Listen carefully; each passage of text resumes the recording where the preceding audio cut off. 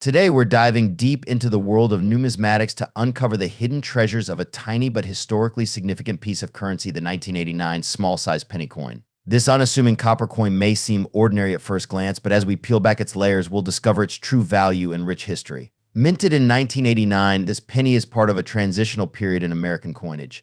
It features the classic profile of President Abraham Lincoln on the obverse side, but what sets it apart is its reduced size. This change was part of an effort to save costs in production. Now let's talk value. While its face value is just 1 cent, its historical significance and scarcity make it highly sought after by collectors.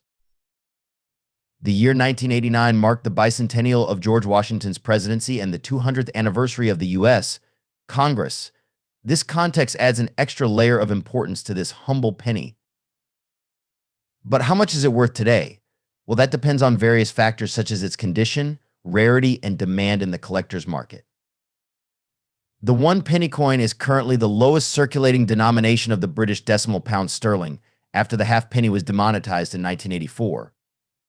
It was one of 3 new coins introduced into general circulation on the 15th February 1971 when the United Kingdom adopted a new decimal currency system.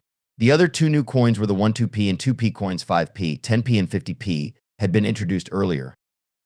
To avoid confusion between the old and new coinage, all 3 coins initially had the word new incorporated into the reverse design. This was later removed. Factors like mint errors, such as double strikes or off-center strikes, can significantly increase its value. Additionally, if it's in pristine condition with minimal wear and tear, it could fetch a higher price at auctions or through private sales. So, whether you're a seasoned collector or just starting your numismatic journey, keep an eye out for the 1989 small-size penny coin. Who knows, you might stumble upon a hidden gem that holds both historical significance and monetary value.